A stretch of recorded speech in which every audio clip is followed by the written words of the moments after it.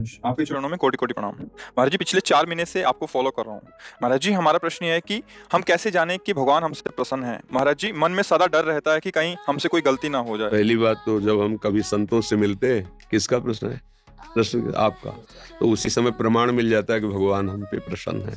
अब मोहि भा भरोसा हनुमंता, बिनु हरि कृपा मिले। मतलब भगवान हम पे प्रसन्न है, तभी धाम संत समागम, ये सौभाग्य, ये दुर्लभ बात है। नहीं, सुत दारा धन लक्ष्मी, पापियों के घर होए, संत समागम हरि कथा, तुलसी दुर्लभ दोए। यदि भगवान के भक्तों का संग मिल रहा है और भगवान की नाम रूप लीला की चर्चा मिल रही, मानो अब भगवान हम पर प्रसन्न है।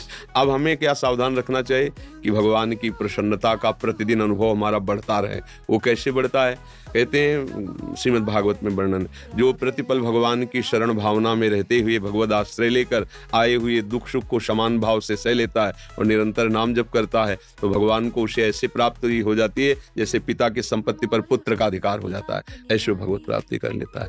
तो नाम जप करते रहो, भगवान के आश्रित रहो, तुम्हारे ही कर्म के अनुसार दुख सुख आएंगे। शास्त्रीय सिद्धांत यदि समझ लोगे तो भटकना नहीं पड़ेगा। ये हमारे अंदर भटकन रहती है ना कि कोई कुछ ऐसा कर दे कि हम सुखी हो जाएं। नहीं, बिल्कुल भ्रम में मत रहना। आपके किए होगा, आपके किए। जब आप सच्चे आचरण से चलोगे, नाम जप करोगे, तो पूर्व जन्म के कर्म अनुसार दुख आएगा, पर आप उसमें दुखी नहीं होंगे, सह जाएंगे, आनंदित रहेंगे। आपका मार्ग आगे का बहुत अच्छा हो जाएगा। अब पुरानी फसल जो हमारी है वो काट के जो रख दिया, उसको तो खाना ही पड़ेगा।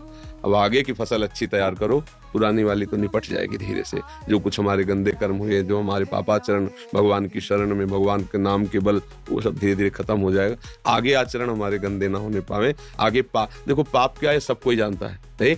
पाप के लिए मुझे लगता है कोई पढ़ने की जरूरत नहीं, हृदय में ऐसे संकेत होते रहते हैं कि तुम गलत कर रहे हो।